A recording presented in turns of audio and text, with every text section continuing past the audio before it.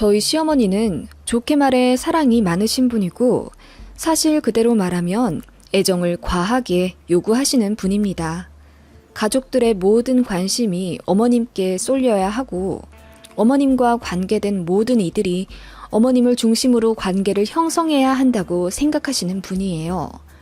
예를 들면 저와 동서가 어머님을 위해 서로 앞다투어 어머님께 잘 보이려고 애쓰는 걸 바라신다든지 아들들이 처가에 가는 걸 정말 싫어하고 질투한다든지 말입니다. 그냥 어머님은 저희한테 뿐만 아니라 지인들한테도 이렇게 하시는 것 같더라고요. 동호회 모임은 꼭 어머님이 주최하셔야 하고 혹시라도 어머님 모르는 소모임이 생기면 밤새도록 분하다고 욕하시면서 그 소모임을 와해한다던가요. 모든 사람과 모든 관계가 어머님 위주로 돌아가야 한다고 생각하신 것 같습니다. 그래서 그런지 10년 전쯤만 해도 어머님 주변에 친구분들이 좀 계셨는데 어느 순간부터 어머님 주변엔 아무도 안 계셨습니다. 외로워진 어머님은 더욱 가족들에게 집착하게 되셨고요. 저와 동서가 어머님께 전화를 좀 뜸하게 한다고 생각되면 사실 이것도 좀 대중이 없어요. 어머님 기분 좋을 때는 2, 3주씩 연락 안 해도 괜찮은데 어머님 기분이 언짢으시면 전화드린 지 3일 만에도 갑자기 전화가 와서 저에게 화내시곤 했죠. 너는 왜 전화를 이렇게 안 하니? 어머님, 3일 전에 송이버섯 보내주셔서 감사하다고 제가 전화 드렸잖아요. 그건 그거고. 아니, 서리가 내렸는데 시부모님 밖에서 미끄러지진 않으셨어요 하고 안부 인사를 여쭤야 할 거 아니냐. 어머님, 서리 내린 줄도 몰랐어요. 애들 등교시키고 급하게 출근했는데 데스크 앉자마자 이렇게 화내시면 저도 당황스러워요. 예전에는 뭣도 모르고 네네 죄송합니다 시전을 했더니 뭔가 더 가불관계처럼 변하더군요. 남편이랑도 많이 싸우게 됐고요. 남편은 정말 선하고 괜찮은 사람이거든요. 그런데 제가 시어머니 때문에 스트레스 받아서 남편한테 은연중에 짜증을 내게 되니 남편도 중재한다고 나름 스트레스 받고 저희 부부 사이가 점점 안 좋아질 것 같더라고요. 여보, 나 더 이상 당신한테 어머님 일로 짜증내기 싫어. 이제 그냥 내가 알아서 할게. 당신 어머니라고 너무 서운하게 생각하지 마. 나도 많이 참았으니까. 내가 왜 몰라. 그리고 우리 엄마 성격을 내가 모를 것 같아? 다 알지. 당신 신경 쓰이는 거. 알겠어. 그리고 속상한 일 생기면 언제든지 나한테 말해. 내가 항상 노력할 테니까. 그렇게 남편과 나름 쇼부를 받고 이후로는 저도 어머님께 할 말 다 하는 며느리가 되었습니다. 아직 신혼인 아랫동서는 아직 그게 어려운지 어머님께 많이 시달리더라고요. 어머님한테 할 말 다 하고 당돌하게 굴면서 어머님이 예전보다는 저를 덜 잡지만 그래도 방심할 수는 없겠더라고요. 얘, 너 친정에 언제 갔었니? 저희 애들이 외할머니 보고 싶다고 해서 지난주에 학교 끝나고 하루 갔다 왔었죠. 왜 그러세요? 지난주? 너희 친정엔 왜 이렇게 자주 가는 것 같냐? 나도 우리 손자들 보고 싶어. 어머님, 시댁은 지난주에 뵈러 갔었잖아요. 그리고 저희 친정보다 시댁을 훨씬 많이 가는 거 아시잖아요. 우리 집에 와서는 밥만 먹고 가잖냐. 친정 가서도 1박 안 해요. 그리고 시댁은 코앞이지만 친정은 2시간 거리인데 좀 더 있다 오면 어때요 또? 어머님 정말 이러실 때마다 저는 어머님이 더 어려워져요. 어렵다니? 얘는 알겠다 쉬어라. 어머님은 시어머니가 어렵다는 말을 가장 무서워하십니다. 편하고 가족 같은 시어머니 상에 대한 환상 같은 게 있으신지 지인분들한테도 항상 우리 며느리들이 나를 얼마나 편하게 생각하는데 내가 친정엄마만큼 편한가 봐. 나도 우리 며느리를 딸처럼 잘해주고 이런 식으로 조금 더 부풀리면서 말씀하시곤 했죠. 대충 어떤 분인지 아시겠나요? 연말 되기 전에 밀린 휴가 쓴다고 일주일 정도 시간이 많이 난 적이 있었습니다. 그때 혼자 계신 저희 엄마가 생각나더군요. 남편한테 엄마랑 처음으로 여행 한번 가고 싶다고 하니 흔쾌히 그러라고 해줘서 아이들도 이제 혼자 씻고 옷 갈아입고 공부도 스스로 할 줄 아는 나이이고 남편도 마침 바쁜 프로젝트가 끝났기에 친정엄마랑 제주도 여행을 가기로 결정했어요. 조금 갑자기 정해진 거라 시댁에는 미처 말씀을 못 드렸죠.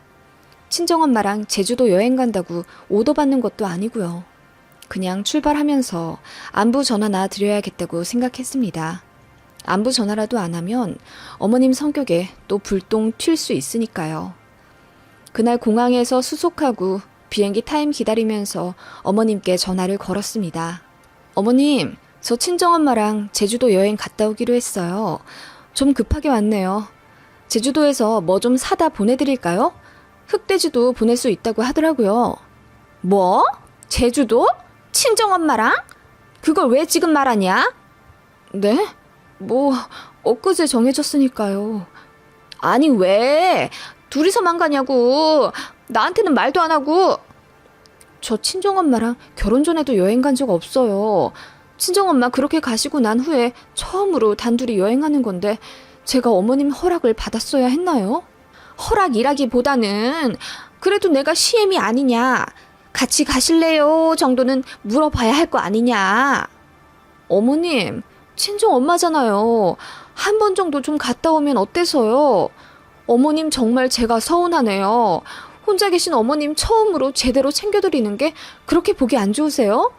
그리고 어머님, 아버님 모시고 경주며 순천이며 여행 간 적도 많은데 왜 그러세요?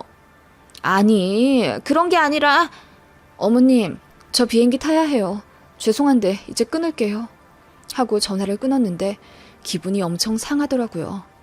그래도 엄마와의 첫 여행인데 망치지 말자 싶어서 애써 웃으며 엄마랑 비행기 타고 제주도 도착했습니다. 렌트카 빌려서 친정엄마 관광지 보여드리고 숙소로 돌아왔는데 시어머니로부터 부재중 전화가 떠있더군요. 혹시 또 혼내시려고 전화하신 건가 싶어서 조금 떨떠름하게 콜백하니 어머님이 아주 해맑게 받으시더군요. 왜 전화를 안 받아? 어디야? 아직도 바뀌니? 아니요, 저희 숙소 들어왔어요. 어머님, 아침에는 저도 기분이 상해서 조금 격하게. 응, 나 제주 왔어. 너희 친정엄마도 오랜만에 볼 겸 따라왔지. 숙소 주소 좀 알려줄래? 지금 택시 탈 거거든. 네? 제주에 오셨다고요? 지금 농담하시는 거죠? 아니, 농담은 무슨. 점심 먹고 준비해서 바로 티켓 끊어서 왔지. 주소부터 보내. 기사님 기다리신다.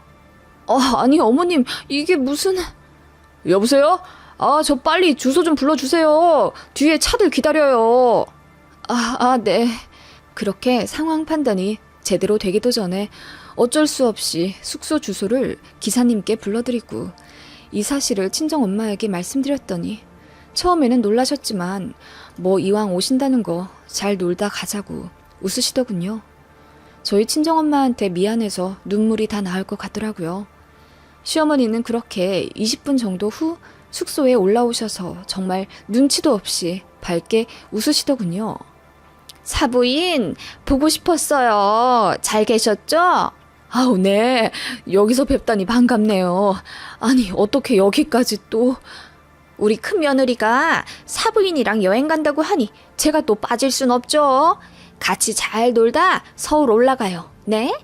하시며 어머님이 분위기를 주도하시려 하시더군요. 정말 황당했고 화가 머리 끝까지 났습니다. 어머님은 그렇게 2박 3일의 제주도 여행 내내 저와 엄마 사이를 비집고 들어와 팔짱을 끼고 제가 친정엄마랑 얘기라도 할라치면 어떻게든 파고 들어와 저희 얘기를 중단하고 어머님이 대화를 주도했습니다. 그렇게만 하면 차라리 다행이게요. 식당에서 제가 친정엄마를 먼저 챙기기라도 하면 가자미 눈을 뜨며 저를 째려보셨습니다. 왜 시어머니인 본인에게 먼저 물을 주지 않았냐는 겁니다. 그런 식으로 여행 기간 내내 저와 기싸움을 하며 제가 친정엄마와 오붓한 시간을 보내는 걸 방해하셨습니다. 그리고 친정엄마랑 농담이랍시고 제 험담을 하시더군요. 우리 며느리가 다 잘하는데 아직도 설거지할 때 그릇을 가끔 깨먹어요. 우리 집에 와서도 그릇 몇 개 깨먹었잖아. 우리 애가 그래요? 바빠서 그랬나 봐요. 가족들 그릇이 많으니 마음이 급했나 보네요. 우리 딸이 그래도 요리는 참 잘하죠? 일하면서도 저 가족들 입은 책임지고 또 냉장고 끝내주게 채워주잖아요. 일도 잘하고 가정도 잘 보살피고 나는 우리 딸이 너무 자랑스러워요, 사부인. 친정엄마가 제 쉴드를 치면 저는 그게 또 고맙고 그래서 친정엄마한테 앵겼습니다. 칭찬은 못하실 망정 엄마 앞에서 제 험담하는 시어머니가 얄밉기도 했고요. 엄마가 요리를 잘하잖아. 다 엄마한테 배운 거지 뭐. 하며 제가 친정엄마랑 웃으면 시어머니는 표정 관리를 못하고 언짢아 하시더군요. 아무튼 그렇게 저 역시 딱히 좋지 않은 기분으로 돌아오는 비행기를 타고 서울에 올라오게 되었죠. 집에 오자마자 남편에게 엄청 말했습니다. 어머님이 저와 친정엄마에게 한 만행을요. 제가 친정엄마와 매년 여행하는 것도 아니고 정말 태어나 거의 처음으로 단둘이 시간 보낸다고 여행 간 거라는 사실을 잘 알고 있는 남편도 제가 하는 얘기에 시시각각 놀라며 엄청 화내더라고요. 아니, 장모님 혼자 계시고 안 그래도 외로우실 텐데 그거 하나 이해를 못 해주시다니. 나 정말 우리 엄마지만 너무 화가 나네. 어떻게 그러실 수가 있지? 장모님한테 내가 다 죄송하네. 지금 엄마한테 전화 좀 해야겠다. 됐어. 내가 알아서 할게. 그렇게 저는 분을 삭혔지만 이게 친정엄마가 낀 일이라 그런지 저도 모르게 마음에 앙금이 좀 남더라고요. 어머님은 아무 의도가 없었다고 하셨고 여행 마지막 날에 친정엄마한테 비싼 회도 대접해드리고 면세점에서 50만 원 정도 되는 팔찌도 하나 사주셨거든요. 그런 거 생각하면 솔직히 화낼 수도 없었고요. 그렇게 며칠 지났는데 남편이 어느 날 이러더라고요. 엄마가 저번에 제주도 여행 간 게 좋으셨는지 나한테도 가자고 하시네?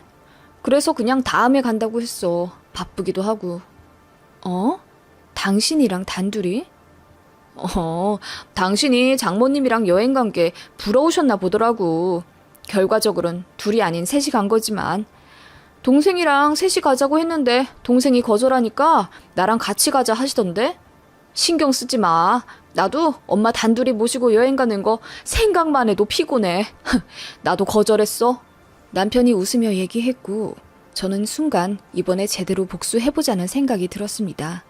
네, 저희 시어머니는 아들들한테도 엄청 끔찍하신 분입니다. 저희 며느리를 따돌리고 아들들이랑만 몰래 식사하자고 한 적도 있고 혹시라도 아들들이 친정이나 며느리에게 더 유대관계가 깊어질까봐 발 동동거리시는 분입니다. 제가 앞서 말씀드렸잖아요.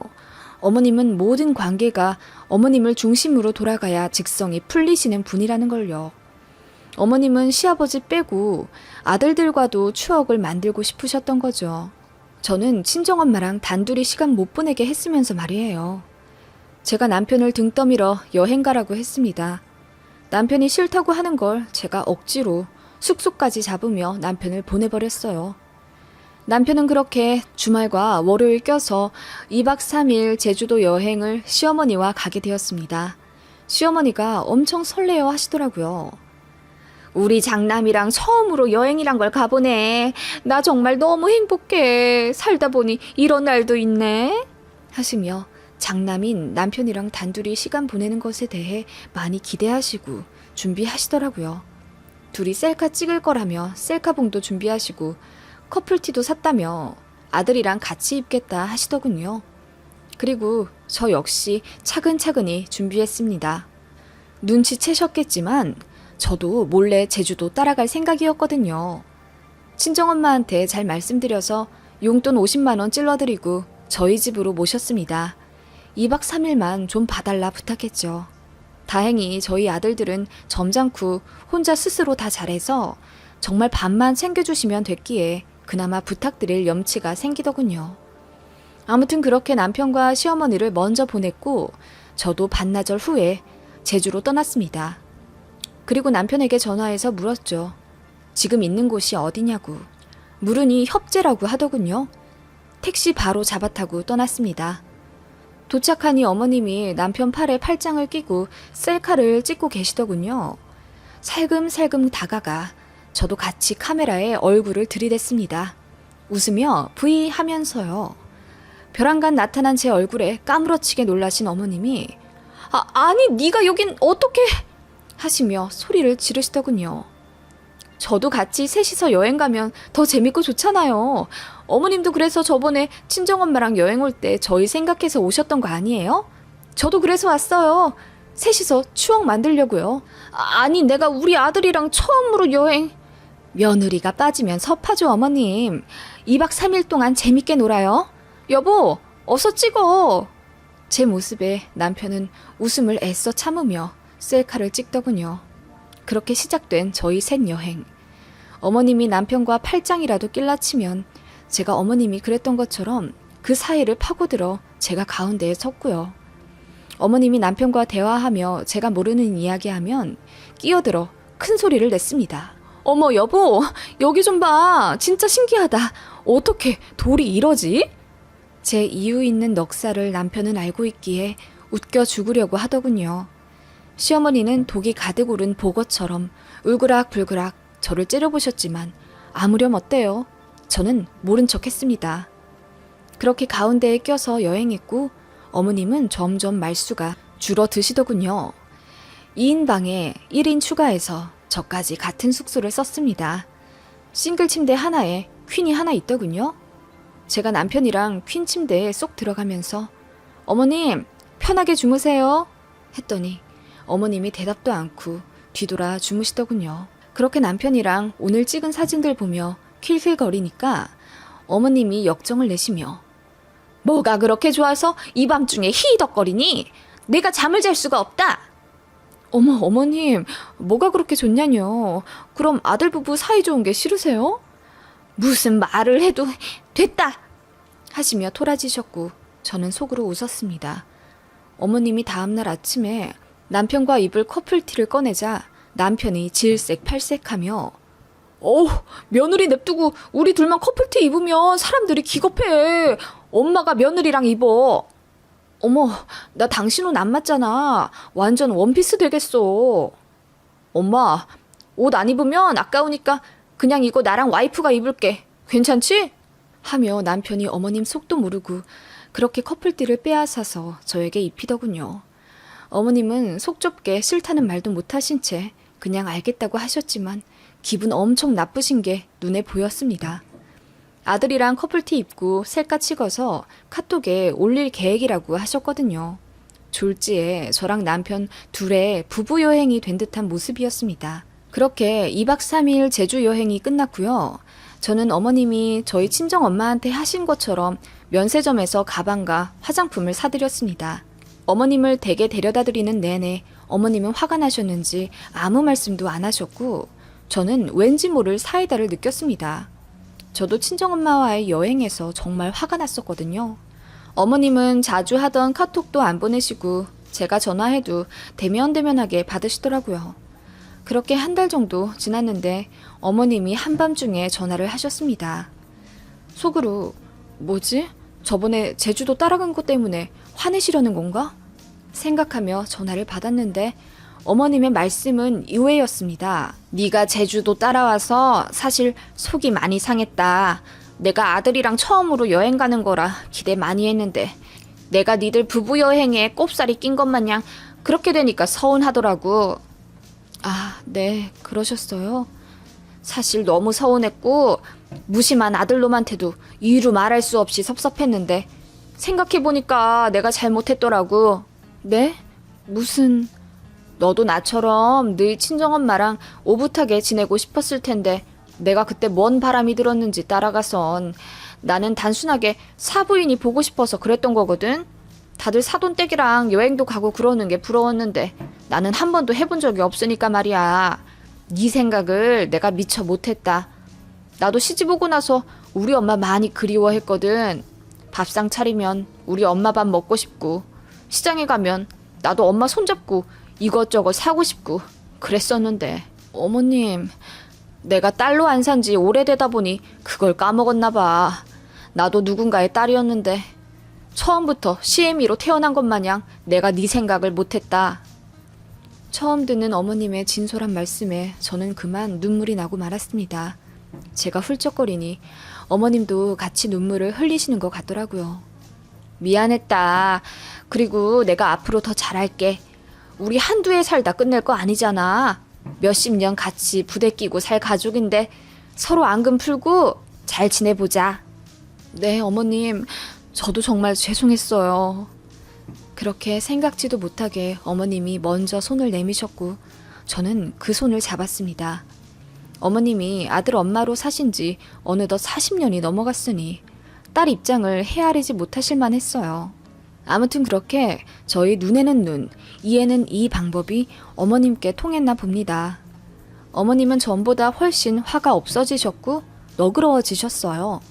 물론 아직도 가끔은 왜 어머님 본인에게 더 관심을 안 주냐고 하실 때도 있지만 밉진 않네요. 저도 하루아침에 어머님을 이해할 수는 없지만 어머님을 최대한 헤아리며 가족 중 누구 하나 상처받지 않도록 현명하게 살도록 하겠습니다. 봐주신 분들 모두 감사드리고요. 항상 행복한 가정 되시길 바랄게요.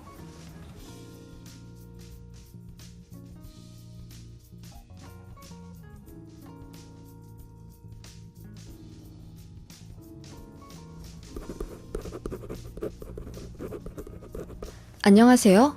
저는 제주도에서 딸 하나 키우며 살고 있는 싱글맘입니다. 이혼녀의 어감보다는 싱글맘이라는 단어가 조금 더 듣기가 좋아서 스스로 그렇게 부르고 있어요. 한부모 가정이라고 하면 생활이 조금 어렵거나 혹은 정서적인 문제에서 결핍이 많을 거라는 편견이 있지만 저희 집은 경제적으로도 여유롭고 딸도 아주 행복해하며 살고 있어요. 이 글을 쓸까 말까 하다가 요즘 로또에 대한 이야기가 많이 나와서 제 썰을 한번 풀어볼까 합니다. 수년 전 남편과 살고 있을 때의 일입니다. 전 남편은 알코올 중독자였습니다. 결혼하기 전에는 담배도 안 피웠고 술도 회식에서나 조금 먹고 2차도 가기 싫어했던 사람입니다. 그런데 제가 개인 사업을 하면서 돈을 많이 벌게 되었어요. 당시 흐름을 잘 타서 인터넷 사업이 성공했고 월 2천만 원에서 3천만 원 정도 벌기 시작했습니다. 제가 그렇게 돈을 잘 버니 남편이 본인도 할 수 있다고 생각했는지 회사를 관두고 본인도 사업을 하겠다고 하더군요. 제 사업을 도와주는 것도 아니고 본인 개인 사업을 새로 하겠다는 겁니다. 저는 당연히 반대했죠. 그 과정에서 남편이 제대로 자존심 상했다며 이혼하겠다고 하더군요. 그때 저희 딸이 겨우 4살이었습니다.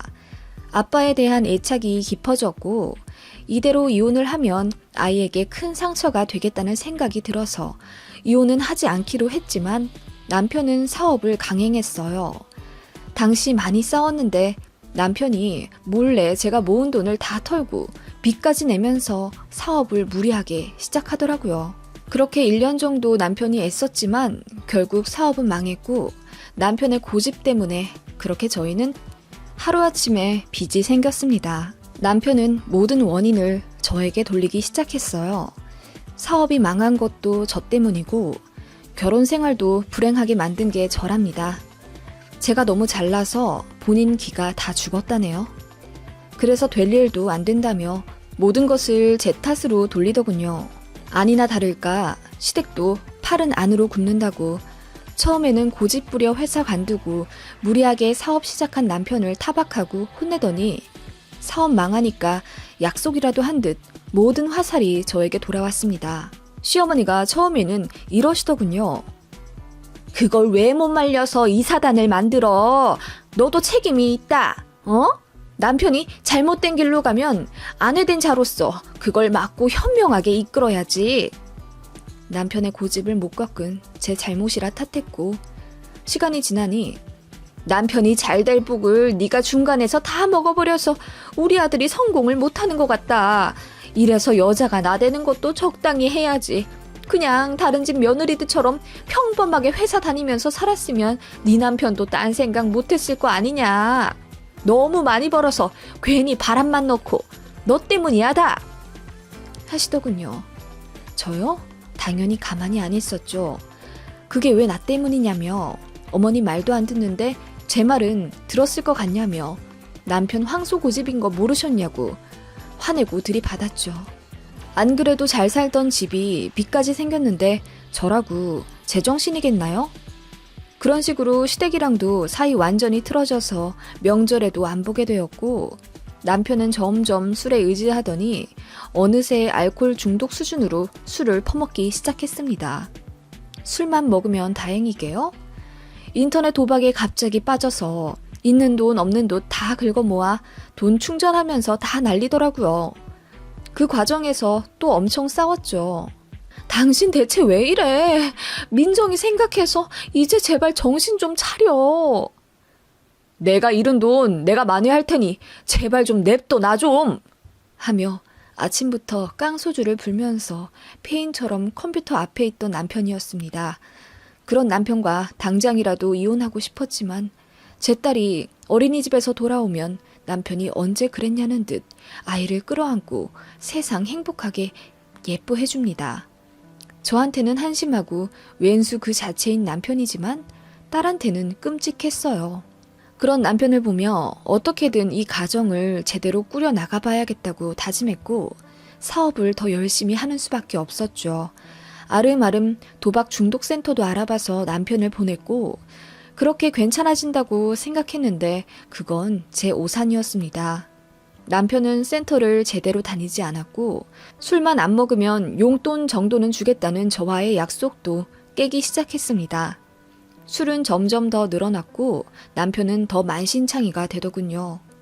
제가 인터넷 사업을 하는지라 출퇴근 시간이 유연한데 아이 오전에 정신없이 어린이집 보내고 나면 집에 단둘이 있게 되는 시간이 있었습니다. 남편은 저한테 술 먹는 모습 걸리면 또 혼나니까 교묘하게 술을 써서 텀블러에 소주를 담아서 먹더라고요. 그리고 제가 컴퓨터를 부셔버리고 나니까 할 수 있는 도박이 없는지 핸드폰으로 도박을 하기 시작했습니다. 저한테는 커피 마시며 일자리 구한다고 하던 게 알고 보니 술 마시면서 도박을 하던 거였죠. 참 이상한데 도박을 해서 그런 건지 아님 알코올 때문에 사람이 변한 건지 생전 없던 폭력성까지 드러내기 시작했습니다. 술 먹으며 핸드폰 도박하는 걸 들켰을 때 제가 또 엄청 화냈습니다. 대체 왜 이러냐고, 정말 나랑 끝내고 우리 민정이도 안 보며 살고 싶냐고 울부짖으며 싸웠는데 남편이 제 뺨을 때리더군요. 그러면서 욕을 했습니다. 네, 경찰에 신고했죠. 그랬더니 그냥 경고 조치만 하고 돌아가더군요.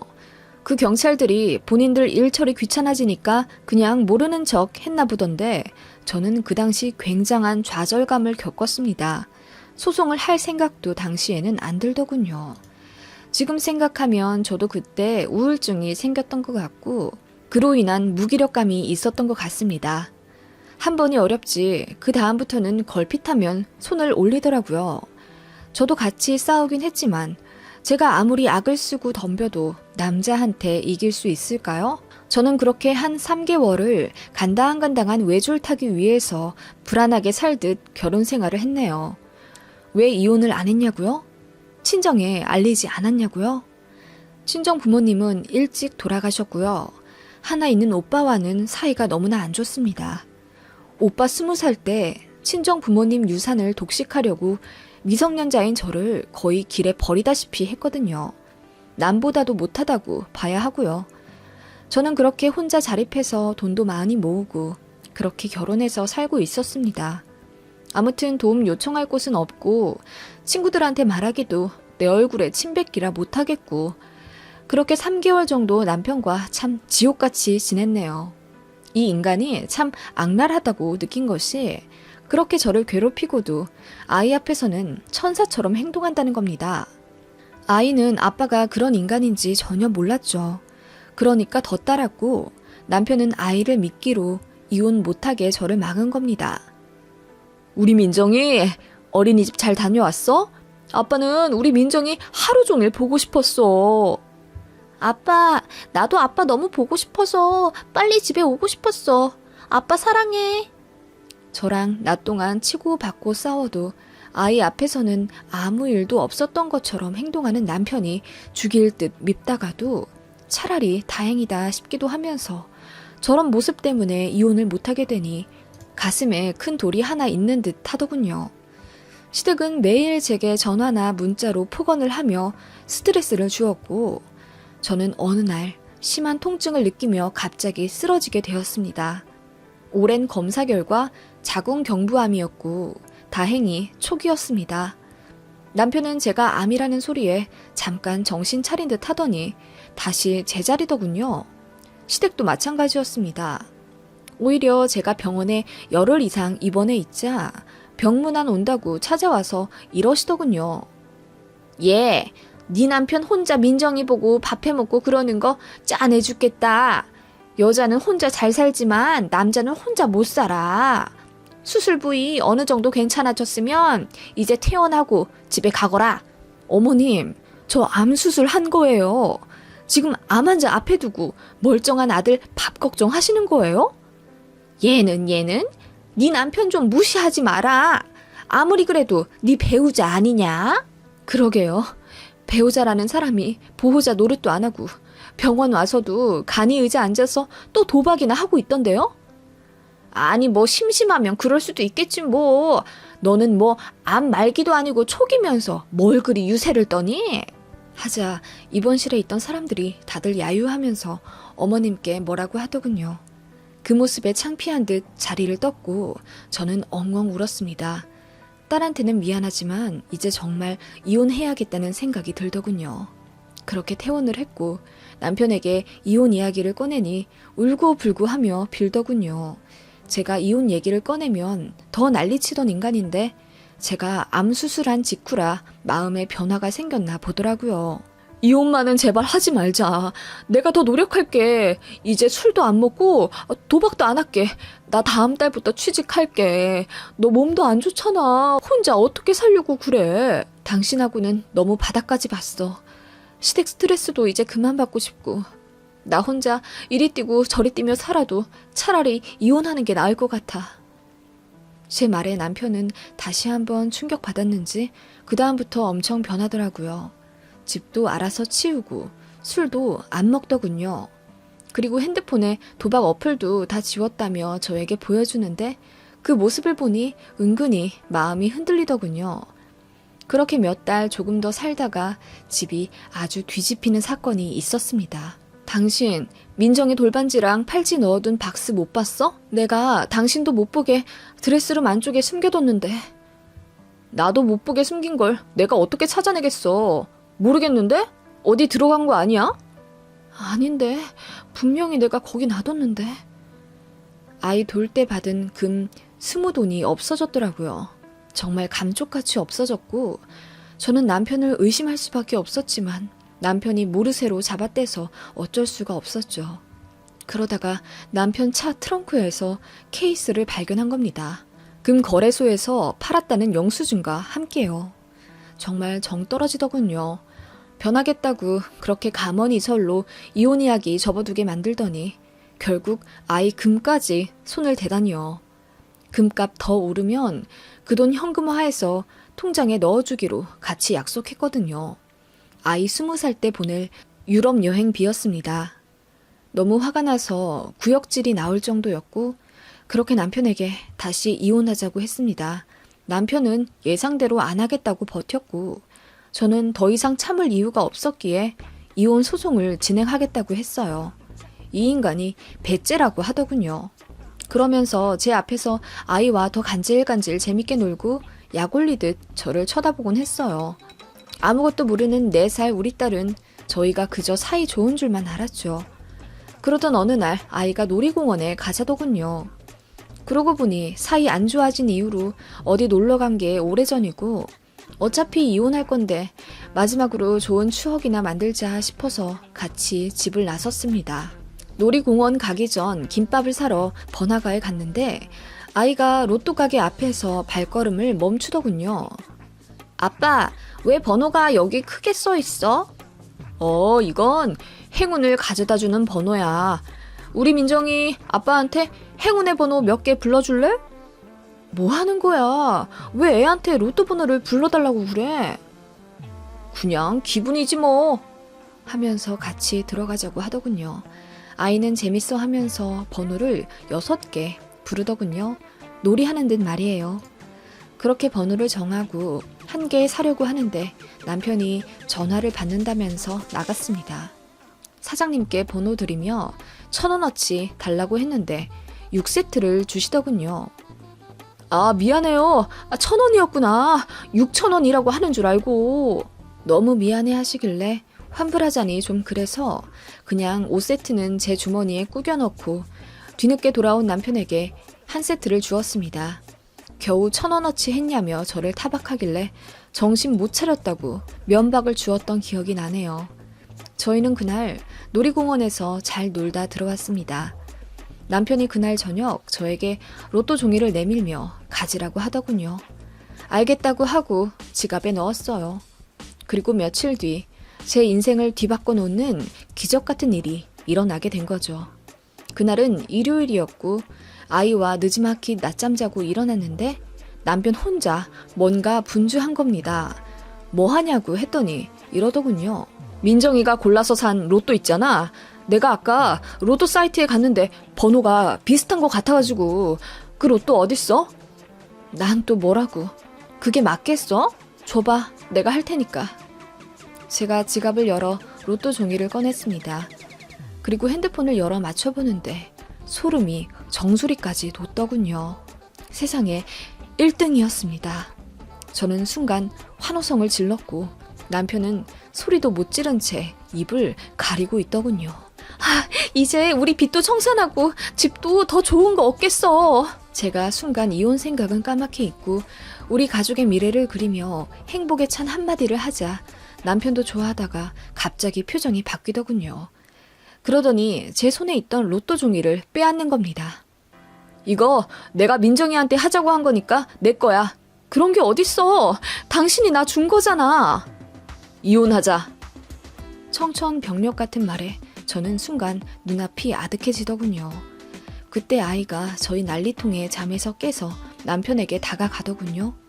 평소처럼 남편에게 안기려 들자 남편이 매몰차게 아이를 거부했습니다.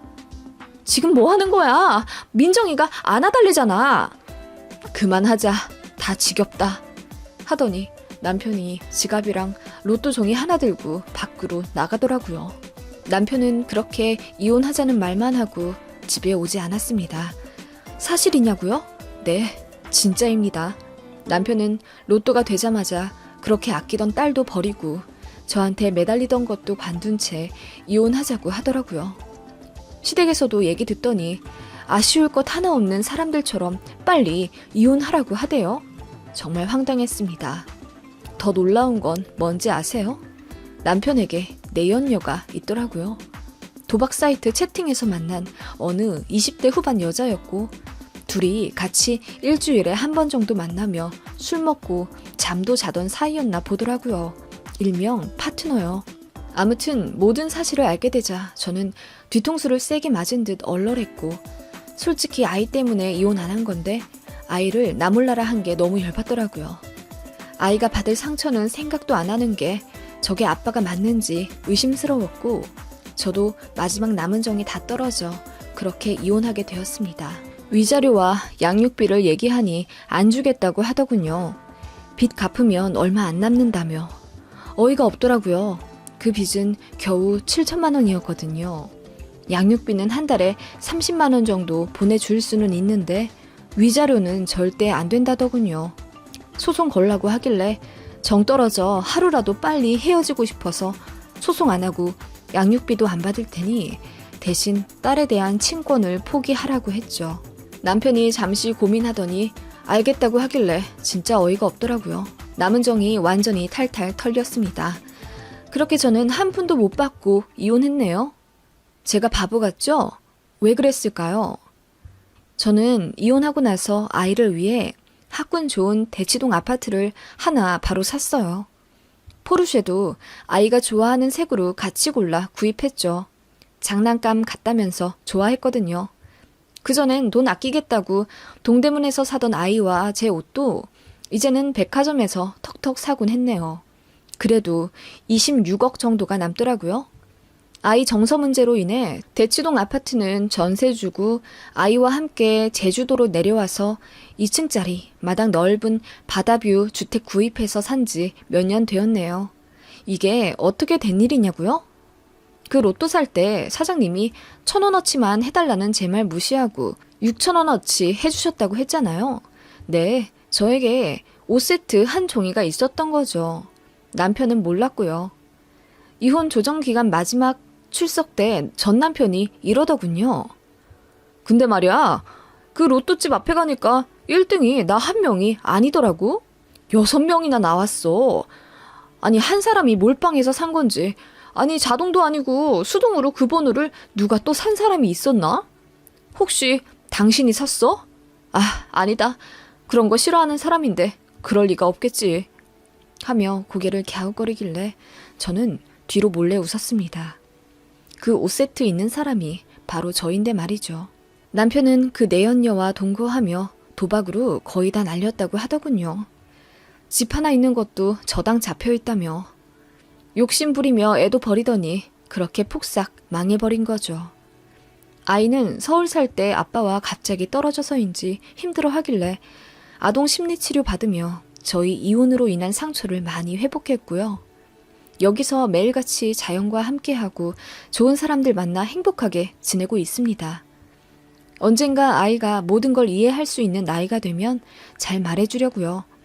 엄마가 아빠랑 헤어질 수밖에 없었던 이유를요. 그리고 저는요, 이자로만 생활할 수는 있겠지만 그렇다고 아무것도 안 하니 좀 쑤시더라고요. 전에 하던 사업은 완전히 정리하고 카페를 차렸습니다. 이 동네에 노키즈존이 많은데 저는 아이 있는 입장에서 노키즈존 하기가 마음이 좀 그렇더라고요. 그래서 아이와 동행할 수 있는 카페를 만들었고 굉장히 잘 됩니다. 월 매출 몇 천만 원이고 손익분기는 반년 만에 바로 넘겼어요. 알바생들도 인성 좋은 친구들로 잘 뽑아서 저 없이도 잘 돌아가고 제가 이뤄놓은 카페를 권리금 높게 줄 테니 팔라는 사람들도 있습니다. 지금 만족하고요. 시간도 여유로워 아이와 제주도 구석구석 여행하는 재미가 쏠쏠합니다. 참 제 건강은요. 산정 특례 기간도 끝났고 전이 없이 아주 깨끗하게 완치되었습니다. 초기에 발견되기 어려운데 정말 기적이었던 거죠. 아이는 서울에 있을 땐 그래도 아빠 보고 싶다고 해서 한 달에 한 번 정도는 만나게 해줬는데 몇 년 전 제주 와서는 아빠 보고 싶단 얘기를 안 하네요. 전 남편도 처음엔 아이 사진이라도 좀 달라고 제게 연락하더니 어느 순간부턴 아예 안 하더라고요. 건너 듣기로는 같이 살던 내연녀가 임신했다고 하던데 진짜인지는 모르겠고요. 저도 전 남편 연락이 뜸해졌을 때 아예 전화번호를 바꿔버렸습니다. 아이가 고학년이 되었고 어느 정도 이해할 나이가 되어서인지는 몰라도 저와 제주에서 사는 지금이 행복하다고 합니다. 솔직히 말해서 공부는 안 하고 친구들이랑 뛰어놀기 바쁘지만 공부로 스트레스 줄 생각은 없습니다. 마음이 꽉 찬 게 제일 중요하죠. 아이가 성인이 되어도 그 마음 잘 보듬어주며 여기서 좋은 사람들과 봉사도 하고 기부도 하며 행복하게 저희 아담한 가정 잘 지키며 살려고요. 제가 로또 된 사실은 주변 사람 아무도 모르고요. 그저 하던 사업이 더 잘 돼서 그렇구나 하며 부러워하더라고요. 앞으로도 절대 누설할 생각은 없습니다. 재혼 생각도 전혀 없고요. 그냥 조용히 아이 계좌로 차곡차곡 돈 모아주며 조용히 살려고요. 전 남편과 전 시댁은 저희가 이렇게 잘 사는 거 아마 모를 겁니다. 알아서 좋을 거 없다고 생각하고요. 보는 분들로 하여금 사이다가 아닐 순 있겠지만 꼭 상대 눈에 피눈물 흘리게 해야만 사이다 복수는 아니잖아요. 저희가 조용히 행복하게 잘 사는 게 복수라고 생각합니다. 여러분은 어떠세요?